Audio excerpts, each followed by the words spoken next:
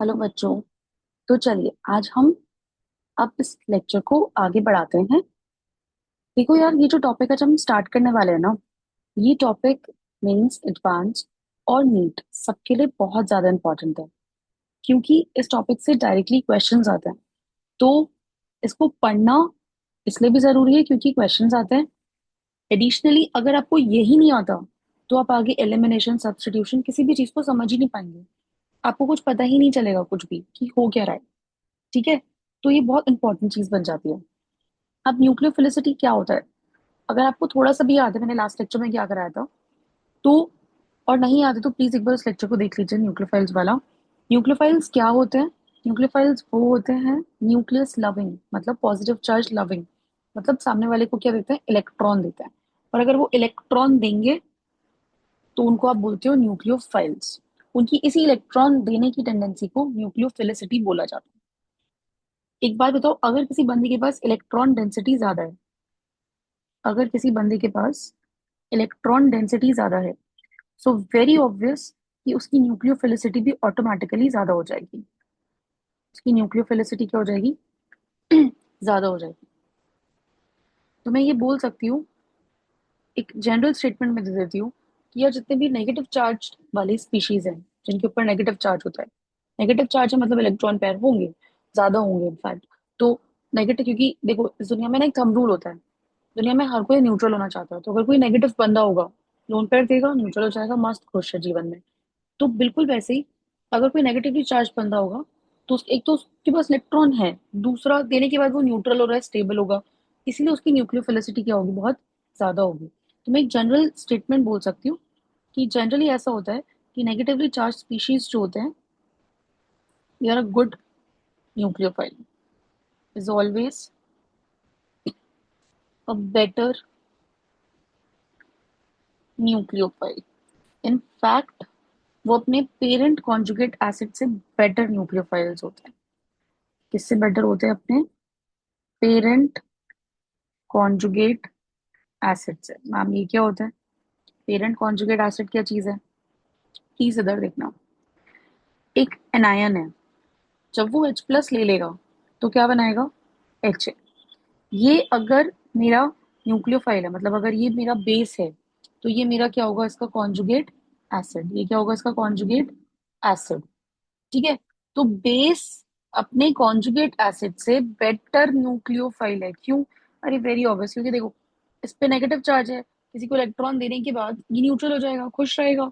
लेकिन इस पे क्या है, अभी न्यूट्रल है, इलेक्ट्रॉन देगा तो फिर, अगर इलेक्ट्रॉन देगा तो उस पे पॉजिटिव आएगा। कोई भी बंदा चार्ज तो रहना नहीं चाहता। एडिशनली नेगेटिव है इसके पास, ए नेगेटिव के पास, तो उसके पास इलेक्ट्रॉन डेंसिटी भी ज्यादा होगी। तो ये आराम से वो किसी भी सामने वाले बंदे को दे सकता है इलेक्ट्रॉन। ठीक है। तो ये लाइन मैंने लिखी हुई है। तो अगर मैं आपसे कंपेयर करवाऊँ कुछ लोगों को तो ध्यान से देखना। मेरे पास ओ एच नेगेटिव है और एच टू ओ है, इन दोनों में से कौन अच्छा न्यूक्लियोफाइल होगा? O H negative. Similarly S H negative और एच टू एस में से कौन होगा? S H negative. N H two negative और एन एच थ्री में से कौन होगा? N H two negative. बेटा प्लीज इधर आराम से देखो। आर ओ नेगेटिव और आर ओ एच में से कौन होगा? R O negative. R S negative और आर एस एच में से कौन होगा? Are S negative. ठीक है। तो ये अपना एक जनरल स्टेटमेंट हो गया। अब दूसरा, एक बात बताओ यार, अगर किसी बंदे की आप इलेक्ट्रोनेगेटिविटी बढ़ा दोगे, ठीक है, इलेक्ट्रोनेगेटिविटी बढ़ा दी मतलब इलेक्ट्रॉन देना चाहता है नहीं देना चाहता, बताओ। पॉज करके मुझे कमेंट करके बताओ कि अगर किसी की इलेक्ट्रोनेगेटिविटी बढ़ा दोगे तो वो इलेक्ट्रॉन देना चाहता है नहीं देना चाहता? बिल्कुल नहीं देना चाहता भाई, इलेक्ट्रोनेगेटिव है, इलेक्ट्रॉन देना चाहता ही नहीं है। और अगर इलेक्ट्रॉन देना चाहता ही नहीं है तो उसकी न्यूक्लियोफिलिसिटी क्या हो जाएगी? न्यूक्लियोफिलिसिटी क्या हो जाएगी, बताओ जल्दी। कमेंट करके बताया करो मुझे यार, तुम लोगों को समझ में आ रहा है नहीं आ रहा है? न्यूक्लियोफिलिसिटी क्या हो जाएगी? कम हो जाएगी। ठीक है। लेकिन ये वाली बात जो है, ये सिर्फ एक पीरियड पे ही एप्लीकेबल है, हम पीरियड पे लगाएंगे ये वाला rule. Applicable in a period. और पीरियड में हम कैसे चलते हैं? From left to right. कैसे चलते हैं हम? From left to right. जैसे मैं एक एग्जांपल लेती हूँ आपके पास। सी एच थ्री नेगेटिव है, एन एच टू नेगेटिव है, ओ एच नेगेटिव है और एफ नेगेटिव है। किसकी इलेक्ट्रोनेगेटिविटी सबसे ज्यादा होती है बेटा? क्लोरीन की इलेक्ट्रोनेगेटिविटी सबसे ज्यादा होती है। अगर फ्लोरीन की इलेक्ट्रोनेगेटिविटी सबसे ज्यादा होती है तो बंदा देना ही नहीं चाहता इलेक्ट्रॉन। और अगर बंदा इलेक्ट्रॉन देना ही नहीं चाहता तो उसकी न्यूक्लियर फिलिसिटी क्या हो जाएगी, सबसे कम हो जाएगी बेटा, सबसे कम हो जाएगी। ठीक है, एक और एग्जांपल लेते हैं। R2N negative, RO negative, F negative. Again, nitrogen से फ्लोरीन जाते जाते इलेक्ट्रोनेगेटिविटी बढ़ रही है, और इलेक्ट्रोनेगेटिविटी बढ़ रही है तो न्यूक्लियर फिलिसिटी क्या हो जाएगी, कम हो जाएगी। कम हो जाएगी, बहुत कम हो जाती है। ठीक है, जैसे RS negative, Cl negative. Cl sulphur से ज्यादा इलेक्ट्रोनेगेटिव होता है, जिसकी वजह से उसकी न्यूक्लियर फिलिसिटी क्या हो जाती है, कम हो जाती है। जैसे Et3N, Et2O। ऑक्सीजन नाइट्रोजन से ज्यादा इलेक्ट्रोनेगेटिव होता है, इसी वजह से इसकी न्यूक्लियर फिलिसिटी क्या होती है, कम होती है। ठीक है, समझ में आया? आगे चलें। नेक्स्ट क्या है, इफेक्ट ऑफ सॉल्वेंट। नेक्स्ट क्या है, इफेक्ट ऑफ सॉल्वेंट। मैंने सॉल्वेंट के ऊपर पूरा एक वीडियो डाला हुआ है, इसी प्लेलिस्ट में मिलेगा आपको। प्लीज उसको देख लीजिए ताकि आपको पता हो कि सॉल्वेंट कितने टाइप्स के होते हैं, आपको पता हो कि कौन सा सॉल्वेंट क्या करता है। जिन्हें नहीं पता है प्लीज एक बार जाके वो वीडियो देखिए, पर जिन्होंने पढ़ लिया है वो मेरी बात ध्यान से सुनिए। आपको याद होगा कि मैंने उसमें वहां पे बताया था कि जो नॉन पोलर सॉल्वेंट होता है वो ना कैटायन को सॉल्वेट करता है ना एनायन को सॉल्वेट करता है। फिर मैंने बोला था कि जो पोलर ए प्रोटेक्ट सॉल्वेंट होता है वो कैटायन को सॉल्वेट करता है पर एनायन को नहीं करता है ना? याद आ रहा है? और जो पोलर प्रोटेक्ट होता है वो कैटायन और एनायन दोनों को ही सॉल्वेट करता है। याद आ रहा है आप लोगों को? तो मैं उसको एक बार लिख देती हूँ, जिन्होंने नहीं पढ़ा है प्लीज एक बार उस वीडियो को जाके देख लेना। ठीक है, पर मैं फिर भी यहाँ पे एक बार लिख रही हूँ ताकि आपको पता हो कि क्या हो रहा है। पोलर ए प्रोटेक्ट सॉल्वेंट्स एनायन को सॉल्वेट नहीं करते। ठीक है, तो ऐसी सिचुएशन में वो इस पे क्वेश्चन पूछता है जेई में, प्लीज बोर्ड पे, कि भैया बताओ न्यूक्लियर फिलिसिटी ऑर्डर क्या होगा हैलोजेंस का। अरे भाई एनायन को सॉल्वेट किया ही नहीं तो एनायन का कोई लेना देना है ही नहीं। ठीक है, एनायन का कोई लेना देना है ही नहीं, तो ये ऑर्डर हो गया। ये ऑर्डर क्यों हो गया मैम? अरे भैया क्लोरीन और कार्बन और जो फ्लोरीन है इसका बॉन्ड बहुत अच्छा बनेगा, है ना? कार्बन और फ्लोरीन का बॉन्ड बहुत अच्छा बनेगा कंपेयर टू कार्बन और आयोडीन, राइट? तो यहाँ पे और ऊपर से जो एफ नेगेटिव है ना, एफ नेगेटिव के ऊपर चार्ज डेंसिटी भी बहुत ज्यादा है, छोटा साइज है उस पर नेगेटिव चार्ज है। तो ये इसके ऊपर चार्ज डेंसिटी भी बहुत ज्यादा है, ये बहुत अच्छा न्यूक्लियोफाइल है, ये बहुत जल्दी अटैक कर देता है। ठीक है, लेकिन ऑन दी अदर हैंड, अब देखो आप पोलर प्रोटेक्ट का कमाल देखना। जो पोलर प्रोटेक्ट सॉल्वेंट्स है ये एनायन को सॉल्वेट करते हैं।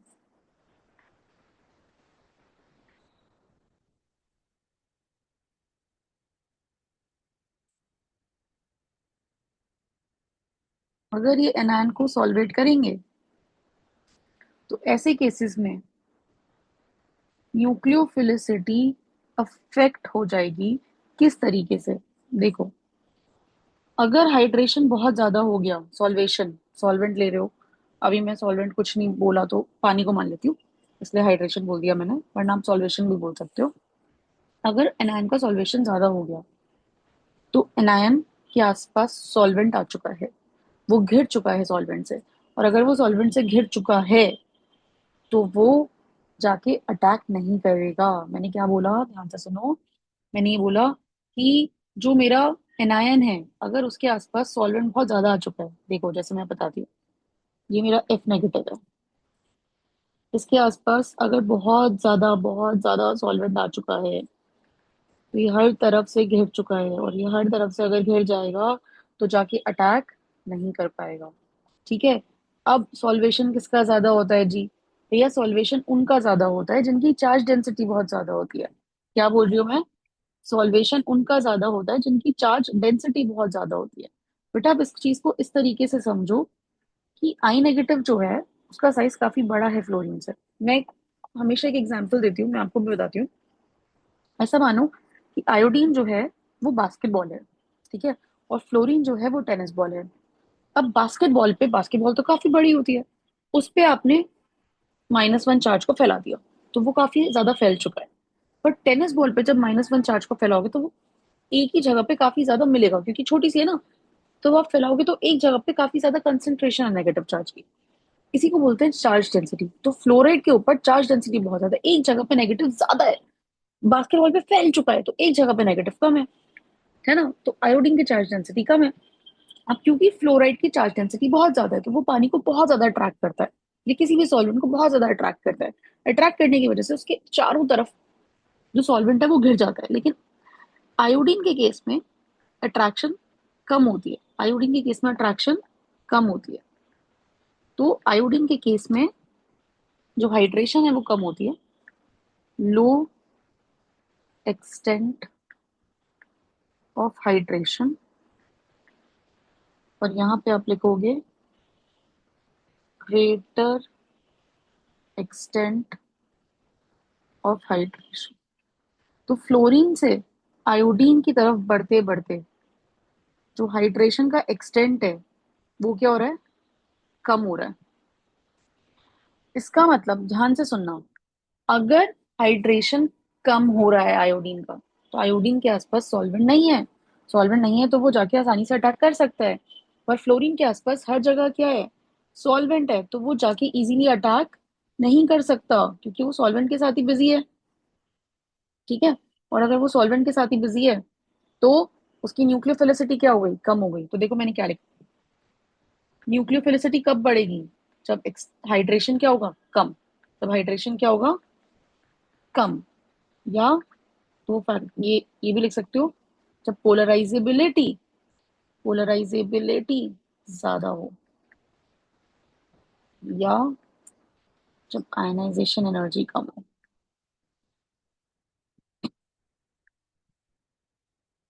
अब मेरी बात ध्यान से सुनना। अब अगर आपसे कोई पूछे कि न्यूक्लियोफिलिसिटी ऑर्डर क्या होगा, प्लीज यार बोर्ड पे।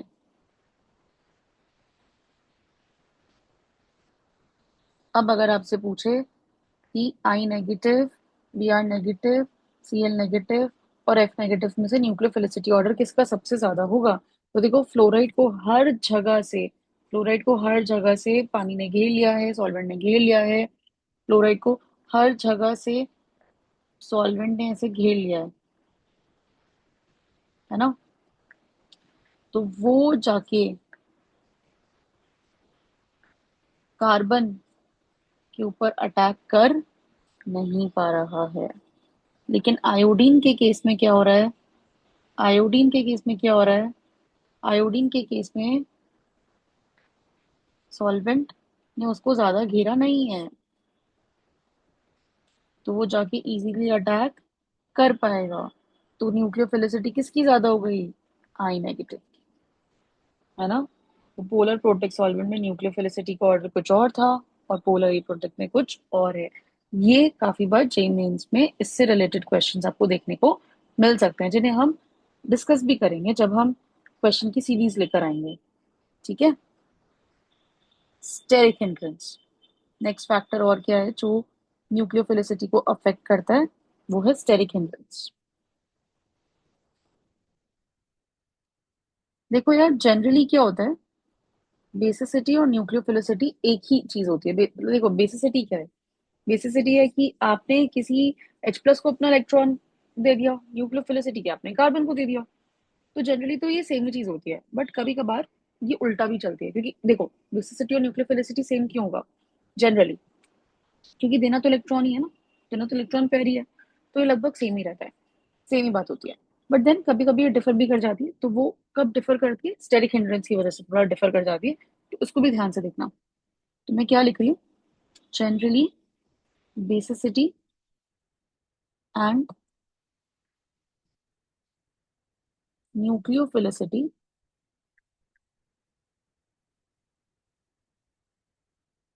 follow same trend, but they may be anti-parallel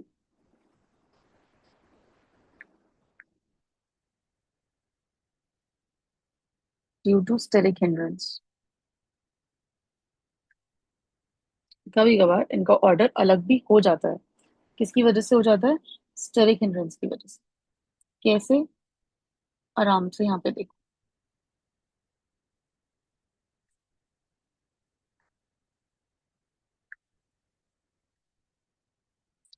tertiary butoxide और इथॉक्साइड आयन, है ना। इसमें अगर मैं न्यूक्लियोफिलिसिटी की बात करूँ तो इथॉक्साइड की ज्यादा है, क्योंकि टर्शी ब्यूटॉक्साइड में क्या है? स्टेरिक हिंड्रेंस है, तो वो जाके कार्बन के पास अटैक नहीं कर पाता। लेकिन अगर मैं इनकी बेसिसिटी की बात करती, तो टर्शी ब्यूटॉक्साइड एक अच्छा बेस है। ठीक है, तो जिसमें स्टेरिक हिंड्रेंस होता है उसकी बेसिसिटी ज्यादा होती है और न्यूक्लियोफिलिसिटी कम होती है, क्योंकि वो कार्बन के पास जाके अटैक नहीं कर पाता। सिमिलरली अगर ये 1 डिग्री है, ये 2 डिग्री है और ये 3 डिग्री है, तो 3 डिग्री में रिपल्शन ज्यादा मिलेगा, स्टेरिक हिंड्रेंस ज्यादा मिलेगा, जिसकी वजह से इसकी न्यूक्लियोफिलिसिटी कम हो गई। लेकिन अगर यही सेम चीज मुझे बेसिक स्ट्रेंथ के बारे में कंपेयर करनी होती, आप बताओ मैं क्या लिखती। आप प्लीज पॉज करके मुझे कमेंट करके बताओ कि फिर इसका ऑर्डर क्या होता। इसका ऑर्डर क्या होता? 3 डिग्री वाला जीत जाता बेसिक स्ट्रेंथ में, क्योंकि वहां स्टेरिक हिंड्रेंस क्या है? ज्यादा है। ठीक है, क्या ये बात समझ में आई? इसको आप ओ नेगेटिव की जगह अगर आप ओ एच के टर्म्स में भी देखते तो भी ऑर्डर यही रहता। 3 डिग्री वाला गंदा न्यूक्लियोफाइल होता, क्योंकि उसके पास स्टेरिक हिंड्रेंस बहुत ज्यादा है, इसलिए वो कार्बन के पास जाके बॉन्ड नहीं बना पा रहा।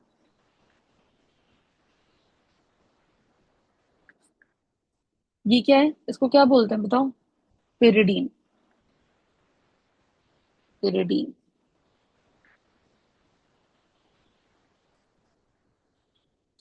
आप बताओ इन दोनों में से किसकी न्यूक्लियोफिलिसिटी ज्यादा होगी? भैया देखो, इस वाले में क्या हो रहा है? इसमें स्टेरिक हिंड्रेंस है। अगर स्टेरिक हिंड्रेंस है तो उसकी न्यूक्लियोफिलिसिटी क्या हो जाएगी? कम हो जाएगी, है ना। है ना, कम हो जाएगी ना।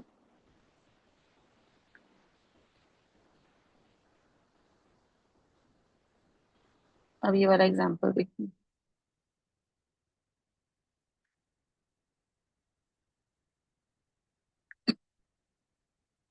इस वाले एग्जांपल में बताओ। देखो, इस वाले में स्टेरिक हिंड्रेंस ज्यादा है, इसमें इतना नहीं है, तो दूसरे वाले की न्यूक्लियोफिलिसिटी क्या हो जाएगी? कम हो जाएगी कम। नेक्स्ट फैक्टर जो इसको अफेक्ट करता है यार, वो होता है अल्फा इफेक्ट। इसको बहुत ध्यान से देखना कि अल्फा इफेक्ट क्या होता है। अल्फा इफेक्ट ये कहता है कि जो डोनर एटम है ना, उसके बगल में कोई ऐसा हेट्रो एटम अगर आप लगा दो। हेट्रो एटम मतलब apart from carbon and hydrogen, कोई ऐसा हेट्रो एटम अगर आप लगा दो जिसके पास इलेक्ट्रॉन पेयर है, तो बंदे की न्यूक्लियोफिलिसिटी बढ़ जाती है। मैं क्या कह रही हूँ, प्लीज स्क्रीन पर आराम से देखो, ध्यान से देखना, साथ में नोट्स बनाते रहना बेटा।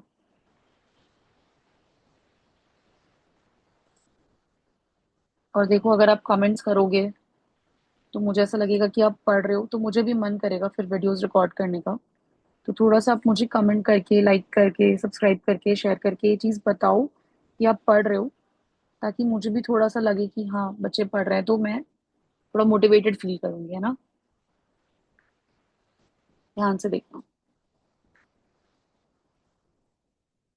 ये दो लोग हैं, यहाँ पे जो डोनर एटम है ना, उसके बगल में आपने एक ऐसा हेट्रो एटम लगा दिया जिसके पास क्या है?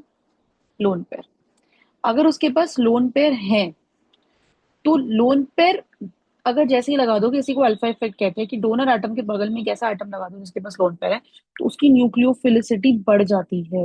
उसकी न्यूक्लियोफिलिसिटी बढ़ जाती है। जैसे एक और एग्जांपल मैं आपको समझाती हूँ, ये वाला। देखो, नाइट्रोजन के बगल में डोनर एटम ये था, नाइट्रोजन के बगल में एक ऐसा एटम लगा दिया जिसके पास लोन पेयर है। यहाँ पे ऐसा नहीं है, तो उसकी न्यूक्लियोफिलिसिटी बढ़ जाएगी। ठीक है, इसका नाम क्या होता है? हाइड्राजीन। ठीक है, क्या ये बात क्लियर है? बेटा, अगर क्वेश्चन में कुछ मेंशन नहीं किया सॉल्वेंट के बारे में, तो आप सॉल्वेंट को क्या मानोगे? पानी। If solvent is not mentioned, then consider H2O as solvent. ठीक है। अब यार, पढ़ तो अपन ने बहुत सारा लिया, है ना। इसको थोड़ा सा समराइज कर देते हैं कि अपन ने इस लेक्चर में पढ़ा क्या है। तो हमने इस लेक्चर में न्यूक्लियोफिलिसिटी का वेरिएशन सीखा है पीरियोडिक टेबल में, उसको मैं समराइज कर रही हूँ।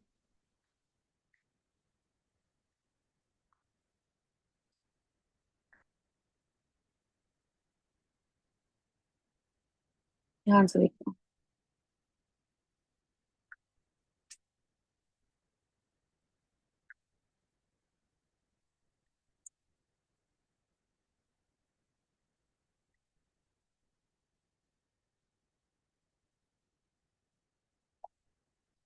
ध्यान से देखो।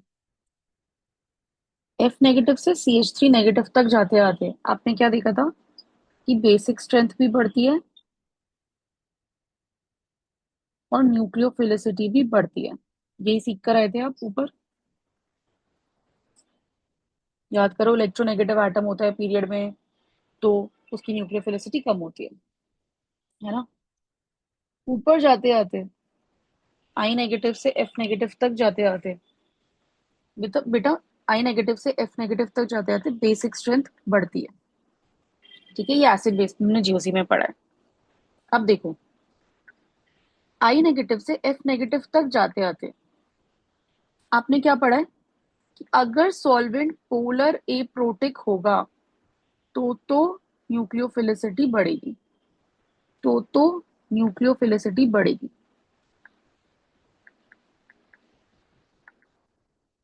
बट अगर सॉल्वेंट कैसा होगा, पोलर प्रोटिक सॉल्वेंट, तो फिर न्यूक्लियोफिलिसिटी कम हो जाएगी। तो फिर न्यूक्लियोफिलिसिटी क्या हो जाएगी, कम हो जाएगी। तो ये मैंने समराइज कर दिया है कि हमने इस लेक्चर में क्या पढ़ा है। अब यार, एक जनरल ट्रेंड पढ़ लेते हैं अपन। एक जनरल ट्रेंड जान लेते हैं।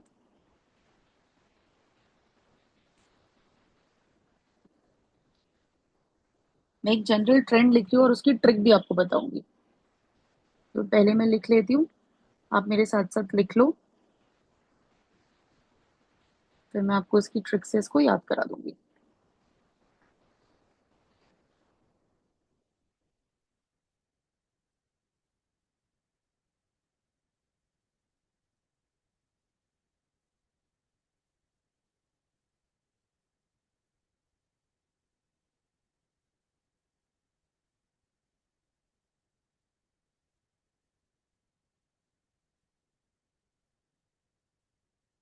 इसकी ट्रिक क्या है, हंसा सन की मैं होकर,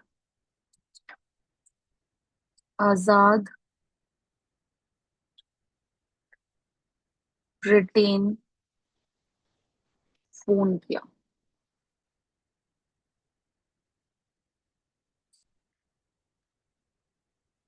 चीकू कल फिर आओ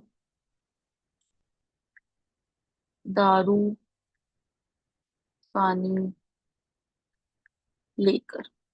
ये एक जनरल थोड़ा सा एक ट्रेंड है जो आपको हेल्प कर सकता है कुछ क्वेश्चंस में, न्यूक्लियोफिलिसिटी ऑर्डर में। मैं इनके नाम भी लिख देती हूँ फॉर योर रेफरेंस। ये आपका कौन सा आयन होता है, सल्फाइड आयन होता है। ये कौन सा होता है, साइनाइड, सन की साइनाइड। आई से मैं आयोडाइड, होकर ये वाला ओ एच नेगेटिव हाइड्रोक्साइड। आजाद बेटा इसलिए लिखा है क्योंकि अजाइड आयन होता है। ये ब्रोमाइड होता है। ये मैं ऊपर लिख रही हूँ यहाँ पे, ये फिनॉक्साइड होता है। ये एसीटेट होता है। ठीक है, this is your chloride ion, this is your fluoride ion, this is your alcohol, and this is water. तो ये यार, ये कुछ आपकी फैक्टर्स थे जो न्यूक्लियोफिलिसिटी को अफेक्ट करते हैं। आपको अगर लेक्चर समझ में आ रहे हैं तो मेरी आपसे रिक्वेस्ट है प्लीज कि थोड़ा सा आप मुझे कमेंट करके बताइए, सो दैट मुझे पता चलेगा कि आपको कितना समझ आ रहा है और कितना नहीं आ रहा है। थैंक यू सो मच, और अगर आप चैनल पे नए हो तो प्लीज सब्सक्राइब करिए। Thank you so much, take care बच्चों।